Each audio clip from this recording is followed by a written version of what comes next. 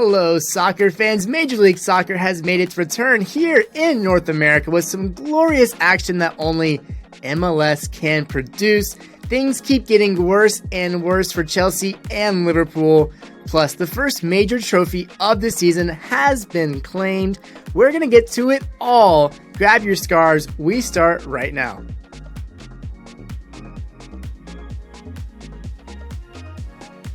Welcome into the supporter section. I am Cole Carter, and this is episode 60 and our 1-year anniversary of the podcast. Go ahead and leave a like and subscribe to the supporter section if you have not already, because today's episode is going to be a good one.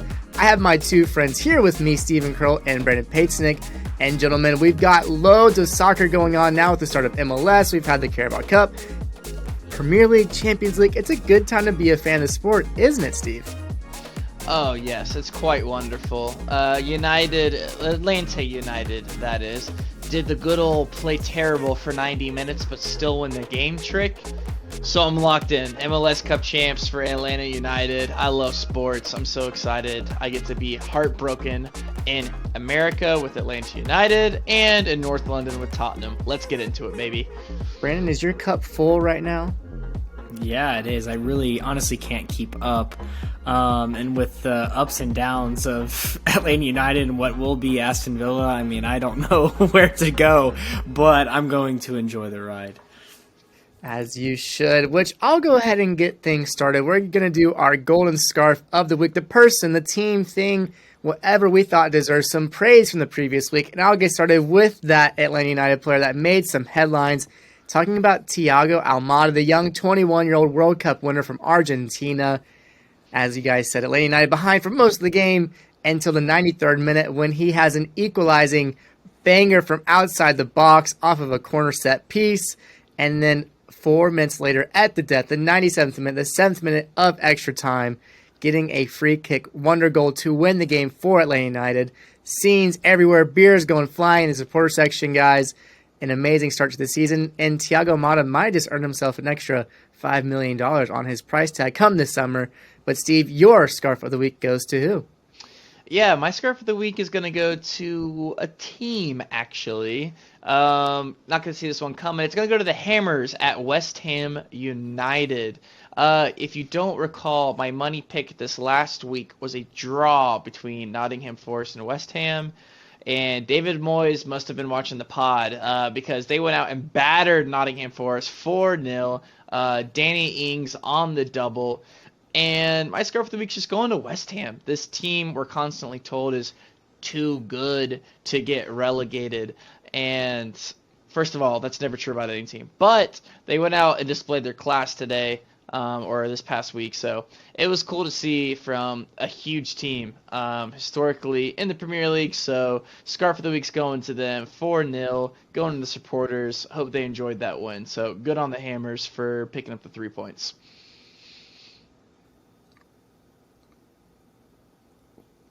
Oh, I might have froze there. Sorry. Can you hear me? Yes. Okay. It must be going in and out. I have to give it to Real Madrid. Going down 2-0 at Anfield, then bouncing back with 5 unanswered goals to maybe seal the tie into the next round. We'll get into it later, but what a turnaround for them, and the fashion that they did it in, you know, with the goalie mistake and all that. That's a tough turnaround, even to get a result, just a draw. But then they go and batter Liverpool. Absolutely amazing by them. Congrats to Real Madrid on that game. Yeah, I don't think it was the start Liverpool fans thought they were going to get. They started out hot and things went south. As you said, we'll mention more of that in a minute. But we'll start first with the Premier League Match Week 25, getting things going with Everton and Aston Villa. Brandon, the rundown on Villa's success against Everton looked like what? Yeah, just sort of what we previewed. It was going to be a little bit of back and forth. I'll play your game, you play my game. Honestly, Everton probably looked better overall on the day. I think they were unlucky to not get something from this game. But yeah, Aston Villa remain unbeaten against Everton since coming back up in 2019. Ollie Watkins puts one in on a penalty. I think John McGinn got taken down the box. It was definitely a penalty. That's 5-5 for Ollie, so that golden scarf could have gone to him again this week. But and then Emi Buendia scores against Everton again. He likes scoring against him. He doesn't score much, but he likes scoring against Everton. So yeah, that puts Everton back into the relegation zone. Did either of you watch this game to get a better feel of what Sean Dyche's Everton would look like? Maybe Cole. I have not seen it, but I can only imagine Sean Deitch is just trying to figure out what he can do to keep this team up still. He's 3 games in, I think it is now. And he still has his work cut out for him. There's still a lot of time left in the season. That race is as tight as it's ever going to be. So I don't think that he's panicking. He's not a manager that's going to press the panic button. He's sort of learned, what this relegation zone is like, having coached with Burnley. So yeah, I don't think it's going to be any time for him to be pressing the panic button. Everton, they are a decent side. They're better than most championship sides are going to be. So I think they should be in the Premier League. But Villa, they have some talent. Ali Watkins is as hot as you can be. Yeah, I think their identity is still forming under Sean Dyche, and I think they'll be fine in the long run. But obviously not a good result to lose 2-0 to Aston Villa. I love it. Yeah, Sean Dyche is keeping the boys up. I'm not worried about Everton at all. As he should not be. Steven, your West Ham game that you just talked about, the rundown on that one, how did they get it done against Nottingham Forest? It ended up looking like a lot of goals. Yeah, speaking of Villa, former Villa player, striker, Danny Ings kind of made the shock move that Brandon wasn't stoked about at the deadline, if you recall. Offload Danny Ings to West Ham, and he picked up an injury, finally in form, finally fit, going out there, displaying what he can do. I believe we went back and talked on an episode long ago about this transfer move, and we said, listen, if West Ham get Danny Ings, I'm not talking about relegation. They're staying up. And that's what happened in this past game. We got to see Danny Ings in full form, scoring a brace 71st, 73rd minute. Absolutely wild. Declan Rice getting in on the action as well. He's always rumored to go in the summer, so he's trying to get that price tag up there. Not to mention their other striker, Antonio, picking up a goal in the 85th minute. This was a game kind of dominated by West Ham. And as Tottenham fans, we kind of saw West Ham play like they're a good side, and Tottenham ended up beating them 2-0. This team just has not had, I don't know what to say, luck, but it's gone against them. So it's nice to see West Ham find their form and take this commanding win over Nottingham Forest. I'm personally not worried about them going down anymore. This is a big result. Nottingham Forest is a middle of the table team that's upset a couple of top clubs this year. So good on the Hammers. This is exactly the confidence the players need, the fans need. So it's awesome. But yeah, Nottingham Forest might need a big old bounce back game coming up in the future. So we'll see if they might start being in our talks about relegation, but they're fine. They're fine up there too, I believe. Yeah, and with West Ham, they have some really talented players. You got Bowen, Declan Rice, and Antonio. They really are a solid side. They're still in the Europa Conference League, I think, as well. David Moyes is a good manager. I am not worried about West Ham in the long run. Too talented, too much experience overall as well.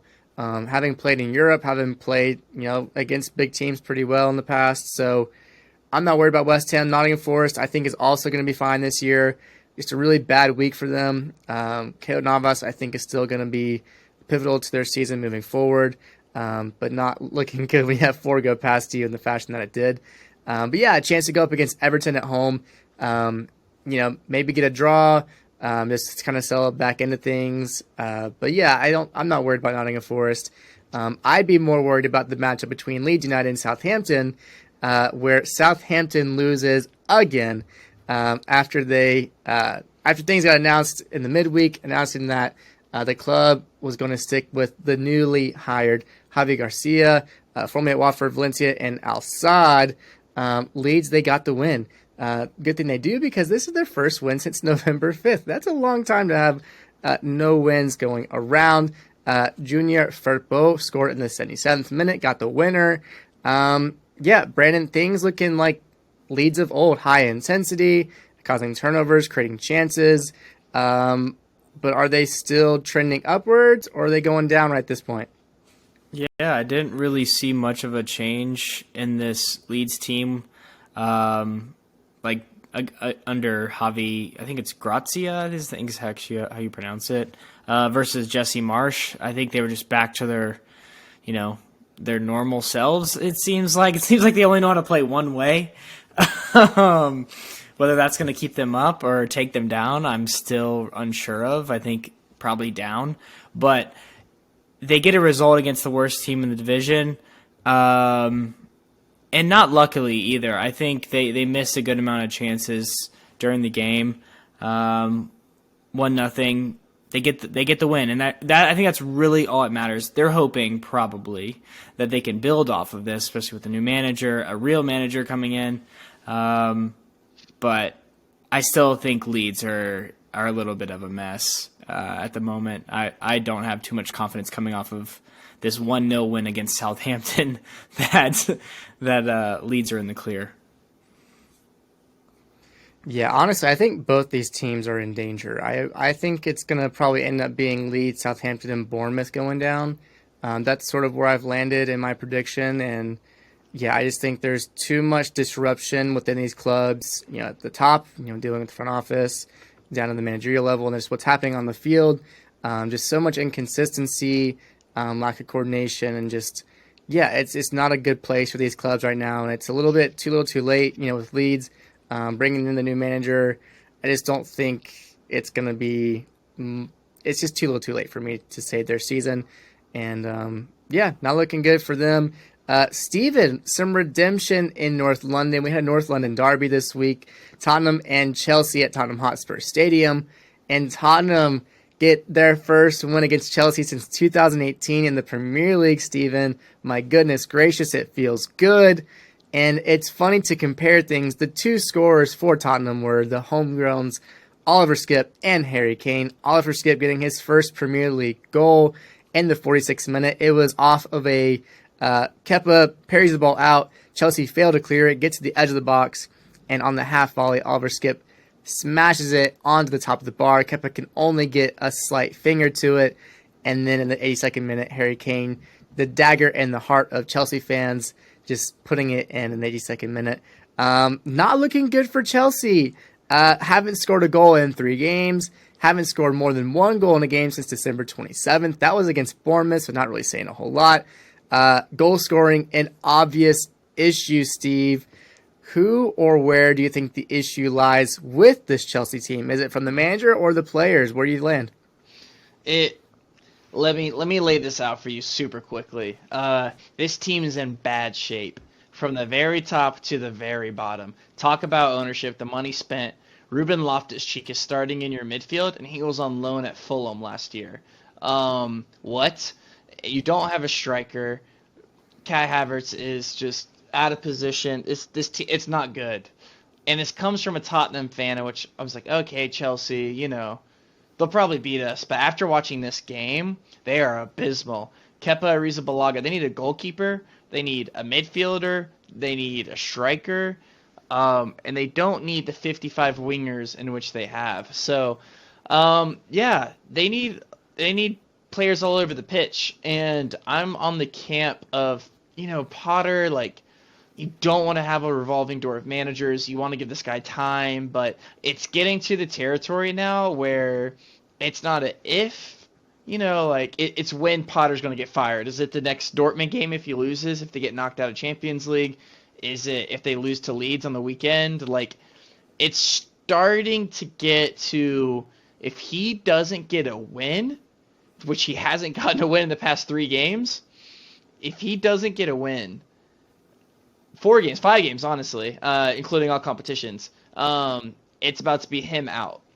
But I think to answer your question of where the problem lies, it's all over the place. They need the summer. They are begging for this season to end so they can clean house in the sense of players getting transferred out, players transferred in, new schemes, or a preseason. And real quick, before I get off my soapbox, you have Graham Potter coming out and talking about how the preseason these players that they had was awful, and you're blaming Thomas Tuchel, and it's February. This is a very bad look for Potter, and it's kind of those last. A manager is under pressure when he starts to blame the guy from August, right? Like, this is not a good look for Graham Potter. There's so many other avenues you can go to. We don't have a striker. We want to strengthen our squad. We don't have a team identity yet, but we're building on it. No, he decides to deflect and go back to Thomas Tuchel. It's the worst move he could have made. Obviously, I'm happy as a Tottenham fan. I'm over the moon beating Chelsea. It's amazing. It happens never, honestly. So, Kepa should have arguably could have saved that Oliver Skip shot. Skip even said after the game he didn't hit it clean, which is hilarious. Kane unmarked at the back post on that second goal. It's just like, it's elementary school defending. They don't look threatening whatsoever. And yeah, sorry. That's my soapbox for this, honestly, probably this whole episode. But it literally infuriates me how this team has so much money spent on the squad, how they went and got this manager from Brighton, and they are this bad. If I'm a Chelsea fan, this is bad. There's Liverpool and Chelsea, but Chelsea are they're in the shitter right now, and it's not looking good. Sorry. That's great. The irony is that Chelsea has spent hundreds of millions of pounds this season alone, and Tottenham paid zero for those goals to be scored this week. The transfer fees you talk about. Harry Kane, Oliver Skip coming from within the academy, within the system, and it's just ironic. You have all that being spent, all that being done, and this season it has just not gotten them anywhere. I think at this point, what's the 14th, 15th game or something like that Graham Potter's managed. I think him and Tuchel are almost level on points earned for the season still, which is just abysmal. It's looking dire for them. But for Tottenham, things are looking bright. Christian Stellini, since taking over for the, sick, whatever, post-surgery, Antonio Conte, he continues his unbeaten record as a caretaker manager. I'm not saying anything regarding the situation, but I'm just saying he's done a good job filling in for Antonio. The players have responded well. Players looking bright. You're talking about Emerson Royale again. Christian Romero looking fabulous. Getting a little bit cocky, nutmegging Havertz in the middle of the game. So the guys are looking good. Hopefully the energy can be brought to the tournaments like the FA Cup, Champions League. But Brandon, as an outsider, is there any discussion, any thoughts more about the situation between Antonio Conte and his assistant manager? I actually haven't been following it that much, but it's funny that the assistant manager is undefeated, right? Or maybe he has 6 wins or something crazy, right? Like that. Yeah, it's wild. So it's a weird coincidence. That might mean that he might be waiting till summer to come back at this point. I don't know. But that's great. Tottenham, maybe they needed that. It's a weird way to start finding success. That's why I'm laughing. But good for you guys and good for Tottenham. I also want to talk about Chelsea real quick, if you don't mind, because I feel like we could do it for an hour. Please do. You're just playing players out of position. Also, Graham Potter used to have this shape-shifting formation, and it was really free soccer and all. It was beautiful to watch. And I don't know if it's bringing in 20 new guys. Maybe that was really hard to balance. Maybe it's the egos and the money. But he's not doing that anymore. So he has this rigid formation. They're creating some chances, but not finishing them at all. And they're not playing a striker. I can tell you why you're not scoring goals. You're playing number 10 as a striker. This was one of the best up-and-coming 10s in the world when they bought him. And they're like, Tuchel's like, yeah, I'll play that striker. It's a mess. It's a mess. And it's continued under Graham Potter. I really think he's in trouble. I know we were talking about last week that, it doesn't make sense to fire him. And I still think it doesn't make sense to fire him until the summer. Or give him the whole summer and fire him into the next year. But, if you're going to fire him in the summer, if he loses to Dortmund or loses to Leeds, you fire him now. You go with a caretaker manager. You're not making any Europe this year. And that's just understood, I think, at this point. The only way you're doing that is winning Champions League. They could do it. They have a Champions League level roster. I mean, they have a team for it.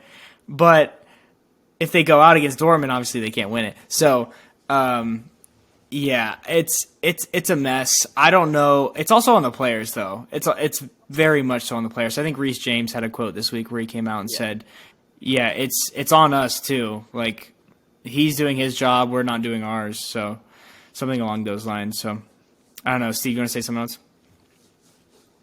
Yeah, I was just thinking in the back of my head. I was like, is there usually like a top 6 team that doesn't have a striker that has success?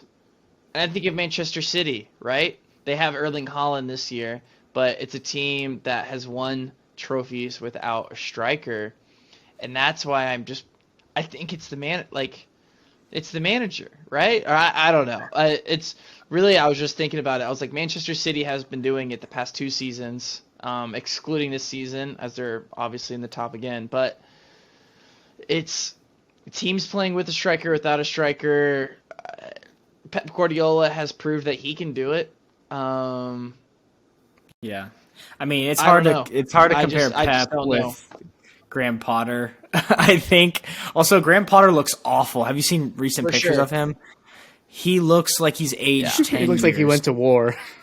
Yeah, it looks like a president after 2 terms. Literally, I feel bad for him, but he's definitely on the hot seat. He definitely is. Yeah. Yeah, the situation is getting more dire and dire, and it's crazy. Like you don't want that continuous managerial turmoil, turnover, and especially like the market right now for managers. I don't think is even that hot. Like your options aren't really out there unless you want to bring in Zidane. Maybe like that's the only high profile one I can think of. Maybe if you want to try and. Yeah, I mean, Poch, if he would even be willing to go to Chelsea, coming from the background of Tottenham, I don't know, maybe you try and pry away someone else. I don't know if, at the end of the year, maybe in the summer, you pry away Ancelotti, bring him back to Chelsea. I don't know. I don't know what the answer is for them. I know Todd Bowley was at the game on Saturday, and he also looked a little rough. But that's just sort of his look anyways. But Chelsea, things to figure out. The players need to start taking responsibility if they want any chance of maybe the Europa Conference League or if they're somehow going to pull off the magical run in Champions League. I guess anything can happen, but they have a mountain to climb for any chance of that. Well, on to the preview of Match Week 26. We have a reschedule between Arsenal and Everton. Let's not forget, Arsenal still sit atop the Premier League at 57 points. Everton are now back in the relegation zone at 21 points. But last time out, Dyche got the best of Arteta, winning 1-0 only a few weeks back, one of his first games in control of the club. But since then, Everton, they've lost 2, won 1, and Arsenal have won 2 and drawn 1. So, at home at the Emirates for Arsenal, thinking that they'll probably be smooth sailing, no issues for Arsenal this time, Brandon? Yeah, I just can't see it. But, I don't want to doubt Dyche. But, you're not going to beat them twice, and I don't think you'll get 2 results in the season against Arsenal. I don't know if it'll be super ugly. Arsenal is just so consistent. When they play badly, they are still good. I think that's something we've said even when they've lost or tied games. So this will be, probably a 3-0 Arsenal win. But if Everton score first, watch out. Dyche ball's coming. Well, what's going to be important is Arsenal still have that game in hand over Man City. So this is actually a game where they can continue to increase their lead. I think they're at 2 points right now. They get the chance to go up to 5. So a game like this against Everton is going to be really, really important. That title race is going to be close. We know Manchester City have shown their vulnerability, slipping up a couple of times recently. But Arsenal, like we saw a couple weeks ago, they have lost to Everton. So anything could happen, but I'm not worried. They are just, I think, leaps and bounds above what Everton want to be and where they're even close to being. I wouldn't be worried as a Gunner fan, Steven. But I think the most intriguing and exciting matchup we have on the docket is the second placed Manchester City team going against fifth place Newcastle. Those two teams are now separated by a 14-point gap. But back in August, these teams drew in a thrilling 3-3 matchup. It feels like yesterday, honestly, for me. The season's just been flying by. But that's when the Newcastle journey sort of began, their run, everything been going for them. But since 2006 in league play, it has not been a fun series for the Magpies. Manchester City have a 25-5-1 record against them. So it's going to be interesting to see what they can muster up this go around. City entered the match taking 10 points in their last 5, while Newcastle have only taken 6 points recently and suffered a defeat last time out against Steven's cheeky Liverpool team he keeps picking for whatever reason. But hey, fool me once, can't get fooled again at the Etihad this Saturday again, Steve, for Newcastle. Yes. I just don't think that Newcastle are gonna. I look at what Manchester City did this past week, 4-1, I believe it was to Bournemouth, and they're feeling the pressure. We're coming to the final stretch of the season. Manchester City are wanting to turn it on. They're not enjoying being in second place, and so I think with the form of Newcastle kind of slipping a little bit over the past couple of weeks or so. Holland's out for blood, and it's at home at the rockin' Etihad of Manchester City. I say that sarcastically, but yeah, I think Manchester City will be analyzing that drawback in August, if not this entire season, definitely this week. So I think they're gonna go out there, show their class. And the difference between these two sides, and I got a big Manchester City win, a real big statement win as well, with Champions League on the horizon for next week. Yeah, I think they're looking to get back in form and get that confidence going, and a win against Newcastle is still a big win. Newcastle's 5th, I believe, right now, so still flirting with that top 4 conversation. So if they go out and get a statement win against Newcastle, it'd be a huge boost for this club going into a really important week next week. Brandon, Newcastle are coming off of that Carabao Cup final loss to Manchester United. And I guess my question for you, is that going to hurt them? Is that going to bruise them in their run for a Champions League spot? Or is it maybe going to be a boost of, we can now focus on the Premier League. We'll go on this run at the end of the season. Is it going to negatively affect them after that loss? Maybe. I don't know. Newcastle's been pretty tough to beat this year. And I think they still were in that Carabao Cup game. It was we'll get into it later, but I think it was a great cup final. And they played pretty well still. This is the league, though, and I think they're taking the league much more seriously than they were that Carabao Cup run, to be completely honest. I know the results haven't showed, but I honestly think they're due for a win.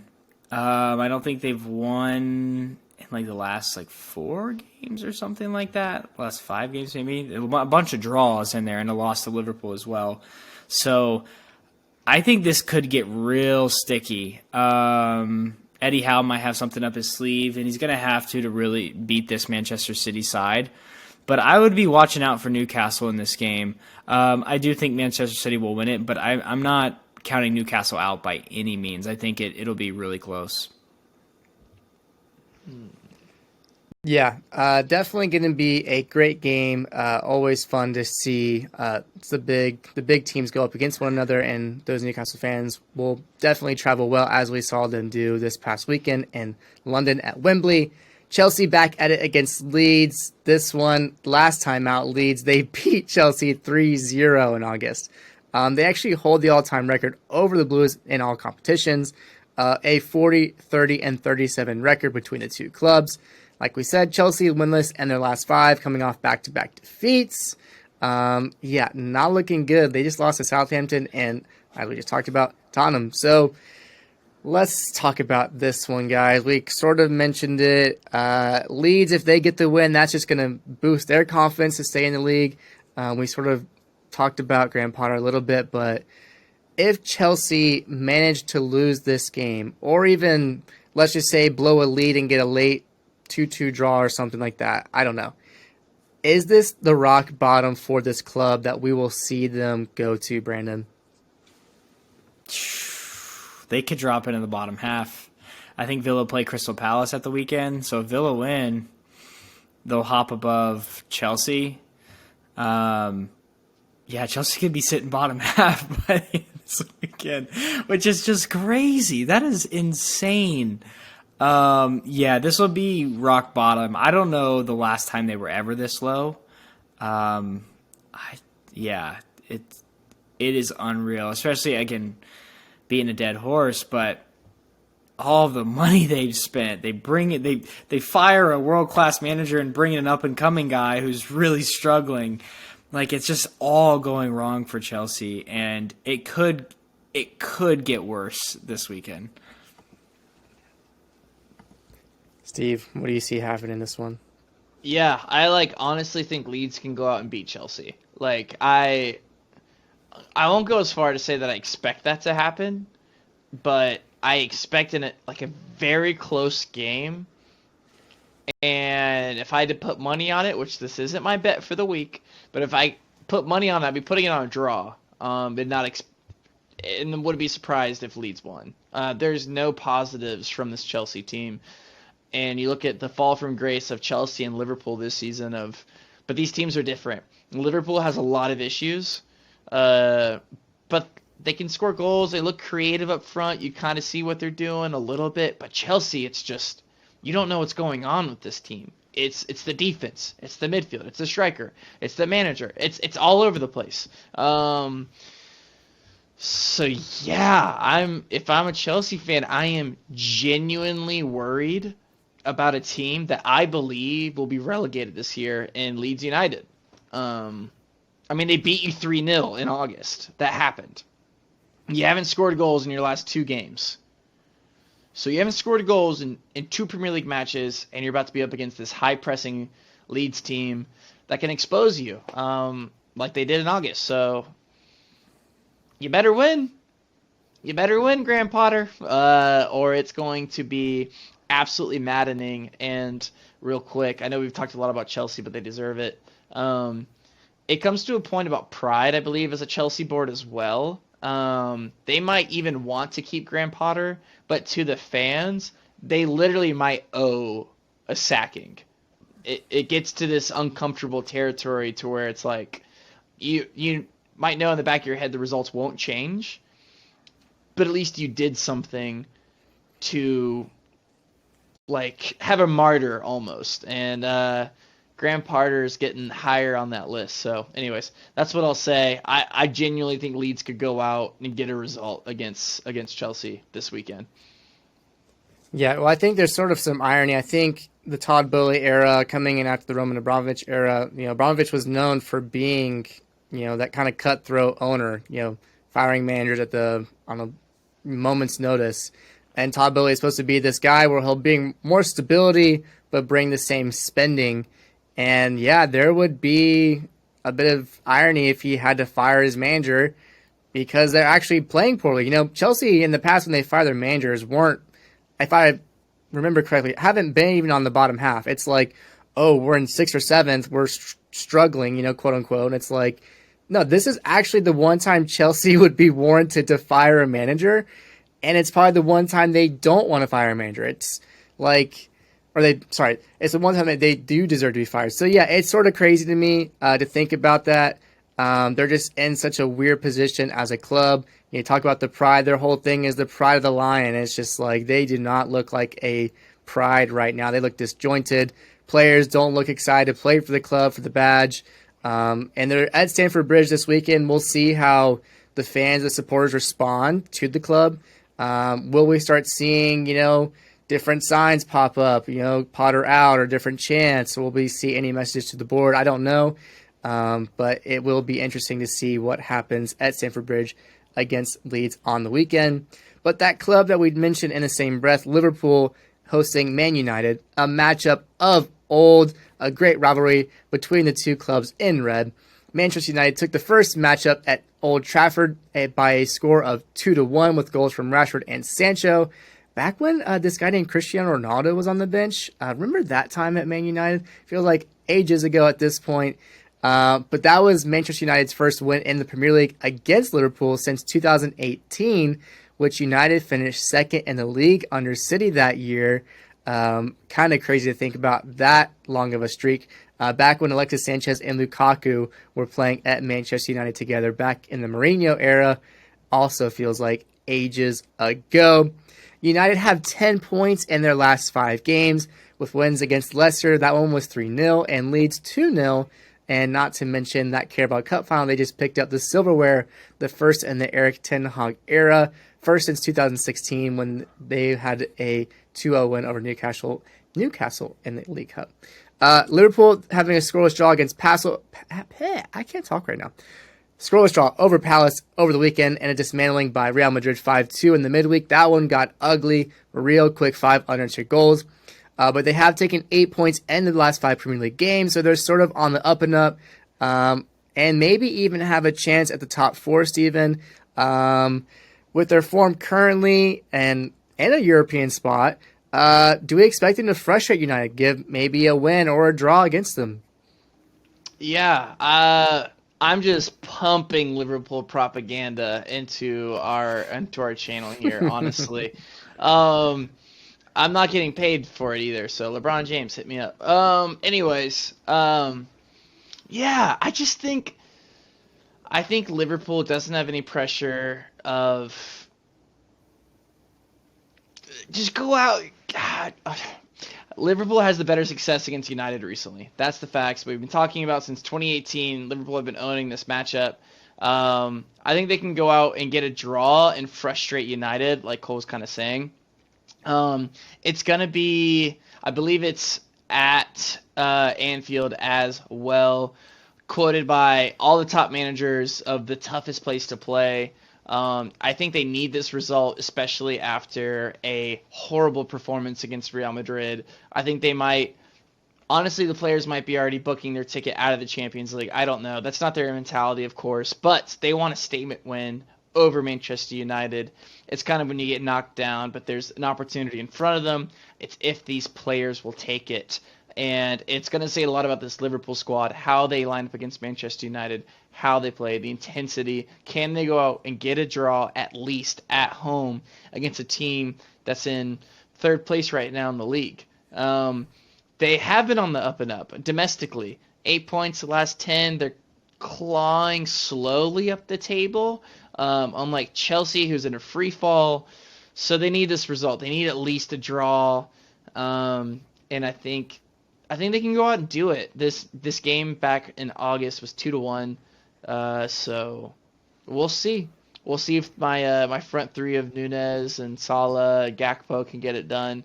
I don't know why I turned to a Liverpool fan this season. I just love Jurgen Klopp, and I love how this team. It's not built on money building like we've been talking about this episode, and so we'll see what last juices of this original Liverpool team, kind of from the Champions League, Premier League winning teams that they have left, to maybe get a result. We'll see. Brandon, are the Anfield faithful going to be Ten Hag's next victim?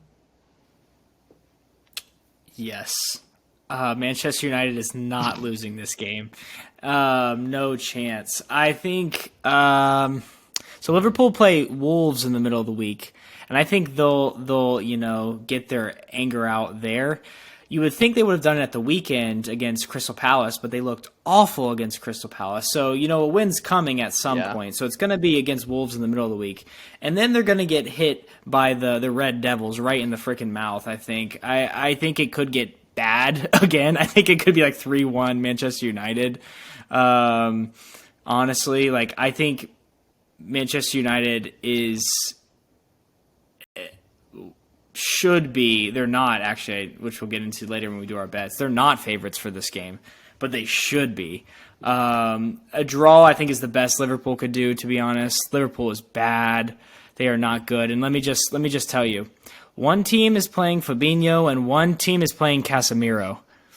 I'm just gonna leave that there. So you think about that for a minute. You tell me who's gonna win the game.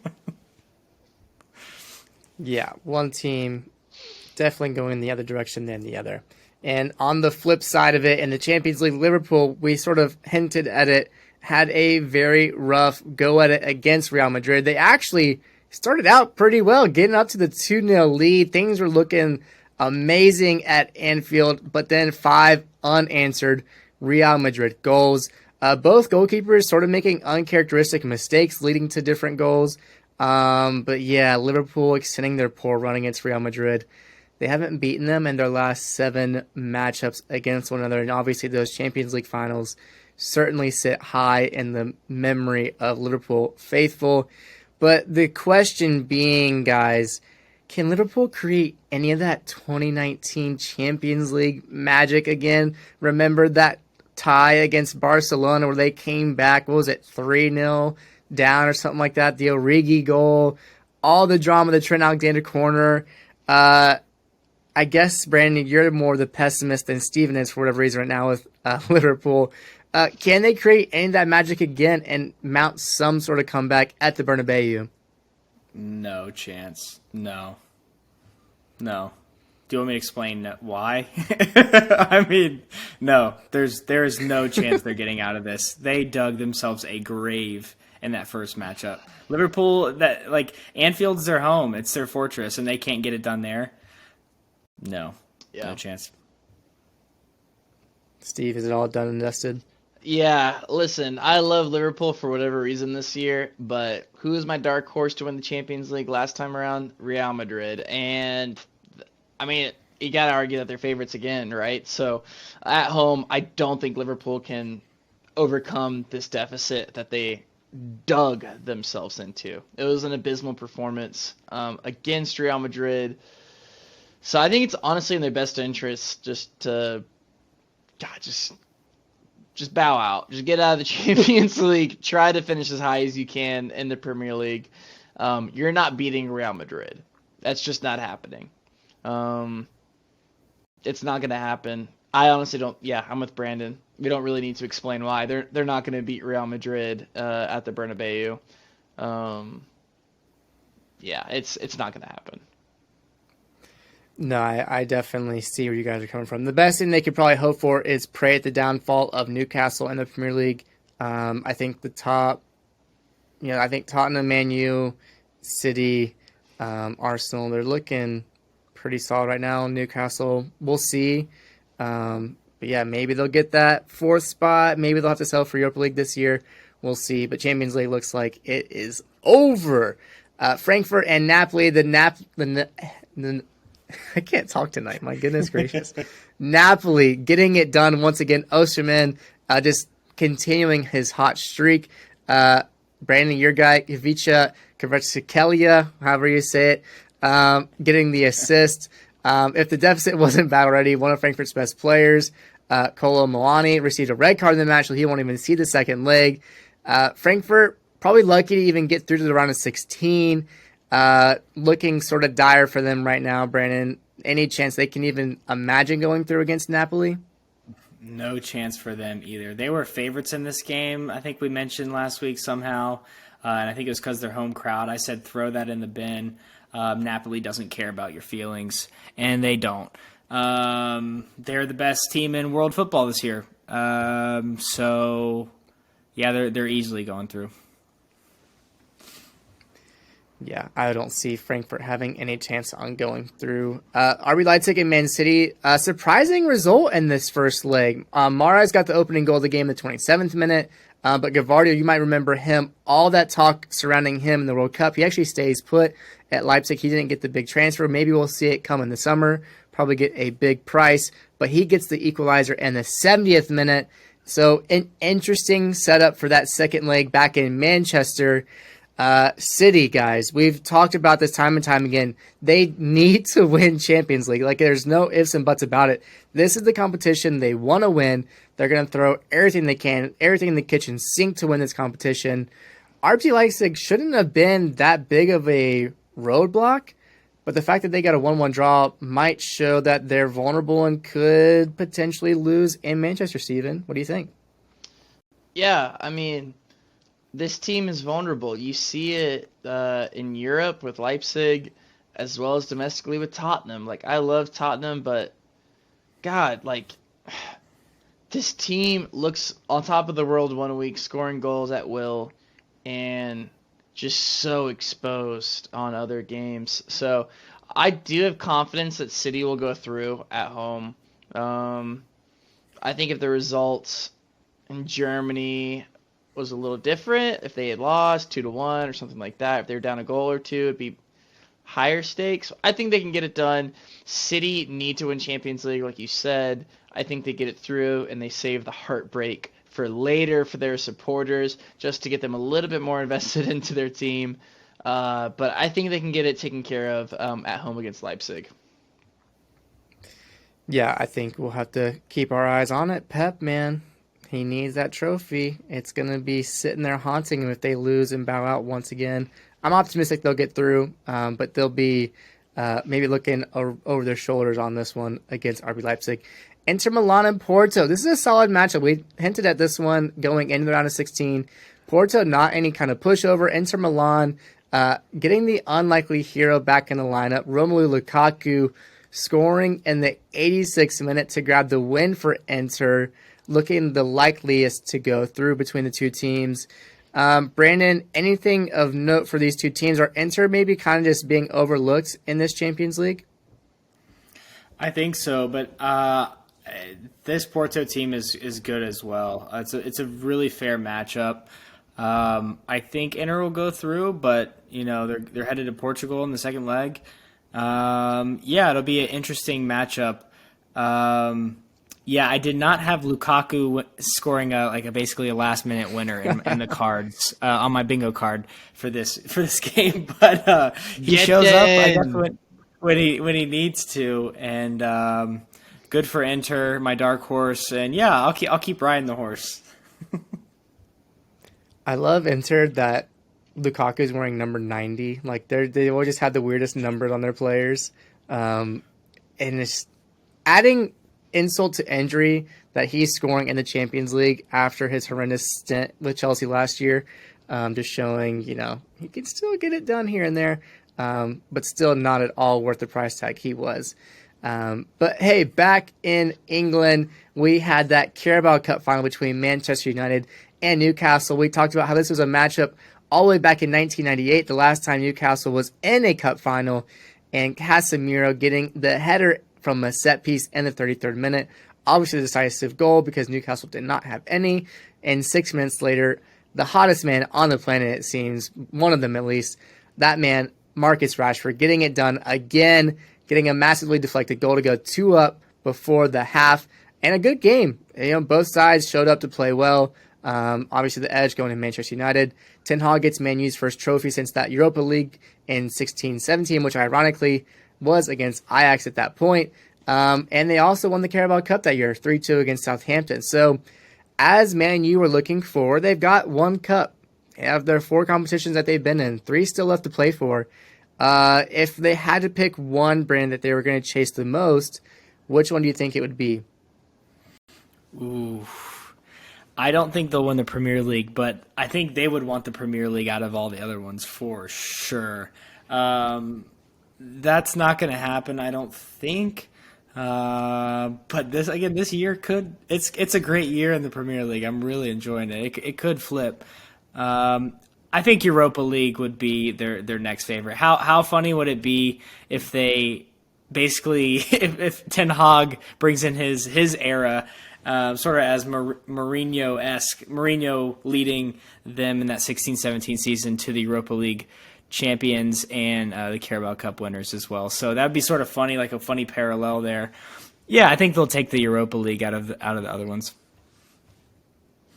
Yeah, they'll definitely be favorites in that tournament after their impressive, really actually, I don't want to fail to mention that matchup between Barcelona felt like a Champions League tie. Both games are really, really fun to watch. I'm sure in the summer we'll be talking about Barcelona, the repercussions of losing Europa League financially. I'm sure we'll have some more levers to pull, Kronk. But Steven, what can we say about how Erik ten Hag has turned Manchester United around and maybe giving it more of his identity, especially through the Ronaldo saga, everything surrounding Harry Maguire and the defense? What can we say about what he's done to this team? What I can say is Manchester United is third in the Premier League without Weghorst as their striker. That's what I can say. And what I can also say is you give this man a summer transfer window. In addition to what he's built on this this year, Manchester United are challenging for the title next year. Absolutely. I don't think they do it this year.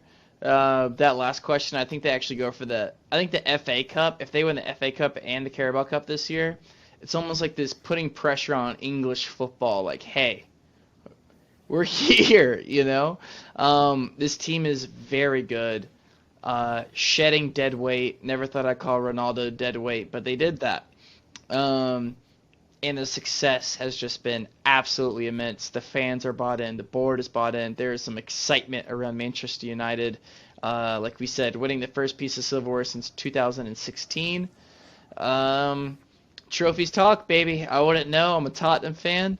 But I think United fans should be excited about the future. Ten Hag's the real deal, and I think he'll be there for a while. He got a trophy, 2016. Like, let's think about that. That's 7 years, right? That United's gone without a trophy, so they win the English League Cup. So you give this man a summer transfer window. God, I hope he doesn't take Harry Kane from me. But an improved United squad, it's gonna be awesome to see. So Ten Hag is the real deal. He's staying, and Manchester United's back, baby. Yeah, and it's funny you mentioned the Tottenham. We just celebrated 15 years this week, Steve, of no trophies. What a great anniversary to celebrate. No, it feels like he has them ahead of schedule, though. I think at the beginning of the season, people thought sort of a rebuilding-ish year for them to just kind of get settled under Ten Hag. Probably would have seen Liverpool and Chelsea finish ahead of them. Honestly, I think we may have even had them finishing sixth potentially in the league. So not at all, I think, what people were expecting them to be third and still in that title contention talk. Sort of crazy having them ahead of schedule like they are right now. The players are playing hard. Marcus Rashford is playing out of his boots.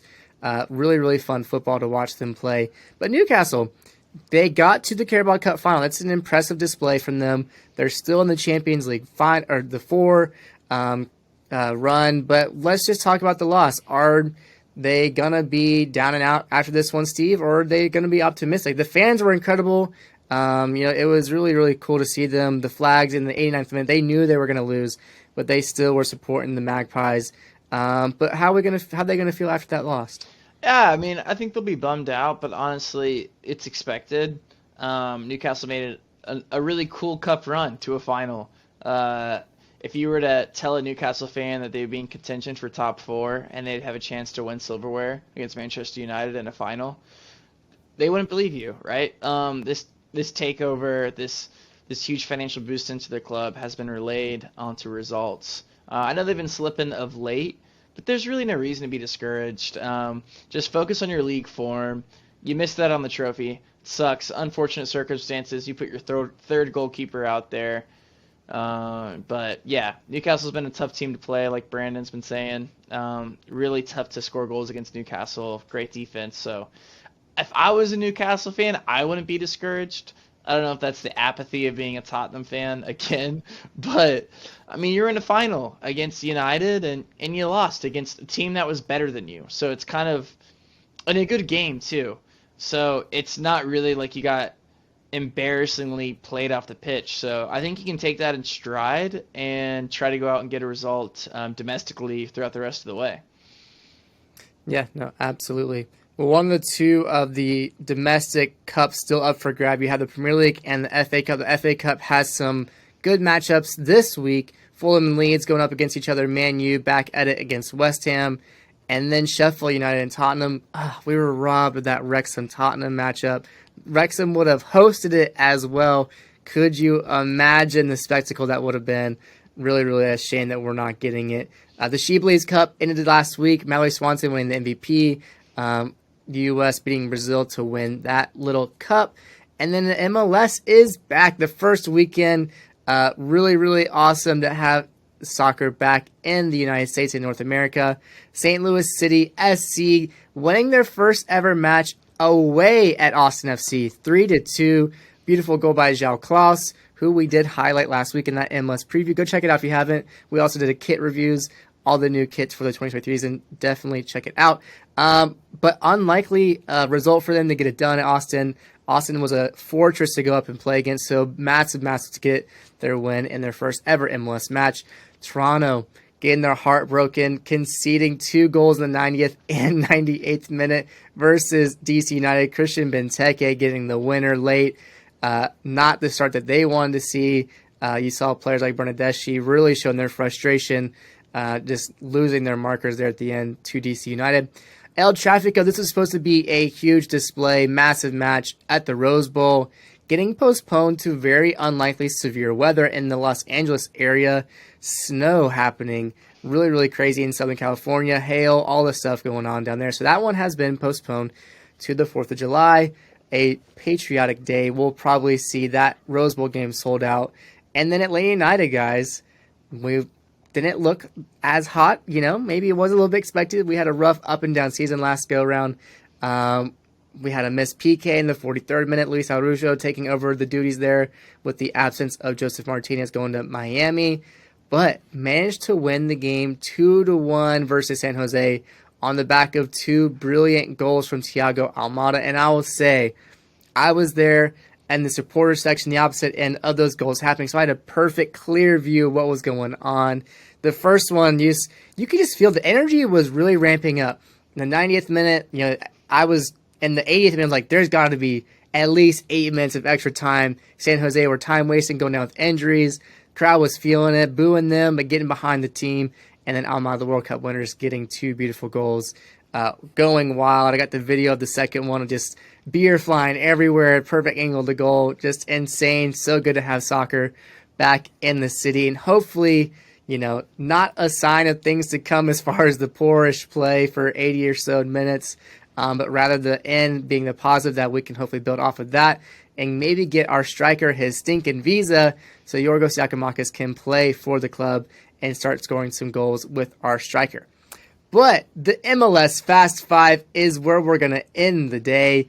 Our tradition of giving 5 games you want to watch, our scores and the predictions of where they will go in a quick manner.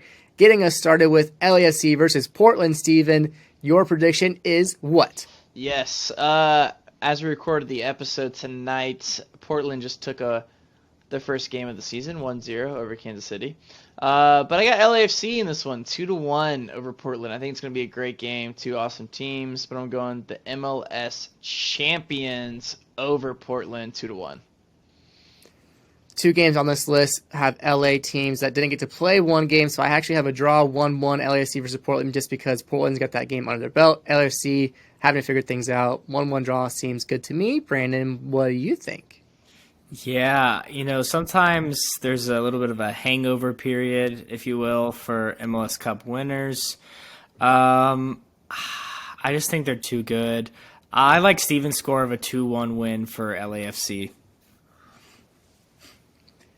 I like it. And we'll definitely be keeping our eyes peeled to see if their banner will be bigger than NYCFC's. Hopefully it's nothing like a poster board strapped to the side of a railing. Hopefully it's a proper banner at the new stadium. Orlando City takes on Cincinnati. Steve, what do you see going on this one? Yeah, I really like Orlando City this year. Cincinnati's great as well. I believe both these teams won their first games out. So for those reasons, I think it's going to be a 1-1 draw. I think it's going to be really entertaining, but I don't think the deadlock is broken. I got 1-1. I've got Brendan Vasquez opening his MLS bank account this season. It's going to be the only goal in the game, 1-0 Cincinnati. Brandon Vasquez at the double, 2-0 Cincy. Ooh, love it. Inter Miami, they play host to Philadelphia. Philadelphia had a great season. Miami making the playoffs, Steven. Good matchup for this one. Yeah, Philly looked very dominant in their first game of the season, coming out winning 4-1. I think the trend continues, and I believe they dispatch Inter Miami with a score of 3-1 in the favor of Philadelphia. I'm sort of similar, just one less goal, 2-1 in favor of the Union. They're going to get it done against the black and pink Miami Flamingos, Brandon. Yeah, my MLS MVP shout, Gazdag had a brace in the first week. I think he'll probably score again. I'll say 2-0 Philadelphia. LA Galaxy on the road, their first game going up against FC Dallas. Steven, FC Dallas, what do you think they'll do? Yeah, I think FC Dallas dropped this one to the LA Galaxy. LA Galaxy, I mean, they haven't even played a game yet. Am I already gonna call them my dark horse? I might. I really like this team. The way the roster's built up right now. So I think they start off the year with a positive note of a 2-1 win over FC Dallas. They addressed the needs that they needed. Important players left the club, and they filled them with Tyler Boyd and Striker as well. So I think they're gonna be good. And they just filled their role today on loan. The Arujo wingback brought in a player from, I think, Flamingo in Brazil. So they just got a young guy named Lucas on loan. It's not going to be enough, though, in their first game. FC Dallas winning 2-1 for me. Yeah, I don't think Ferreira scored in the first week. He'll score here. It'll be a close game, but it'll be a 1-0 win for FC Dallas. And then in a historic matchup, the two newest MLS clubs, St. Louis playing host to Charlotte. First ever MLS game playing in the city, Steve. Can they get the historic win at home? Here's the thing. I want to ask that St. Louis fan over there to pass me that Kool-Aid. Yeah, I'm drinking it after this first win against Austin. Might as well. I think they're going to win 1-0 against Charlotte. They looked good. This St. Louis team played very well together. Actually, ended up watching this entire game. But they look like they've been playing together for a while. So I think if they can get it done in Austin's atmosphere, Charlotte has a good atmosphere as well, to be honest. But I think they're going to be riding high. First year in the season, in the league with MLS. I think Klaus might be on that score sheet again. I think they're going to win 1-0. For me, I think history shows that the new MLS clubs struggled their first away game and home game. I think 2-2 draw, a bit ambitious to win both of them, not getting it done at home, but something to, be proud of. Yeah, they'll be at home breaking in the new stadium. Look, if you can get a win against Austin, to be fair, they were hanging on for dear life a good portion of that game if you watched it. But I want to go with a 2. They're going to give up a goal, so I'll say a 2-1 win at home for St. Louis. All right, that was our MLS Fast 5. What do you think? What are your predictions? Leave a comment down below with your predictions for the MLS this week. Our final segment, You Betcha, our chance as amateur bettors, in no ways a betting advice, but we have some predictions taking the highs and lows of the odds. Steven, your lock for the week will be what? Yeah, I'm going with probably the least sexiest pick out of all three. But I'm going for a Fulham win against Brentford on Monday. They are plus 260 against Brentford. So, yes, Brentford's actually favored at plus 100. Fulham higher on the table. I like this Fulham team. We've talked about them a lot this season. I think they get it done against Brentford, plus 260. I like those odds. I like that bet, so lock it in. Brandon, your lock for the week? Yeah, that game, Steve, screams draw for me, so I'm glad you took that bet. I just don't see how Man United is not the favorite against Liverpool. I'm taking Man United to pull the double over Liverpool this year at plus 175. Can somebody tell me how the bookies made those odds? I have no clue. Man United for me, lock it in. My lock for the week is Man City and Newcastle. Newcastle responding to that Carabao Cup final loss with a draw against the champions on March 4th. The odds at plus 390 for the draw. I'll take that. Safe bet for me. I think they can get the result in 2 draws in a season in Man City. Why not? I like those odds. Well, everybody, thank you, the viewers, and thank you guys for making this a great episode. We have reached the conclusion of yet another episode of the support section. We hope you enjoyed our time together today on the show. If you made it this far, go ahead and leave a like, subscribe if you have not already. And yeah, it's been a pleasure. I've been Cole Carter. They have been Stephen Curl and Brandon Patesnick. As we say, enjoy another loaded week of football. Until the next one, peace out, everyone. We'll see you guys next time. See ya.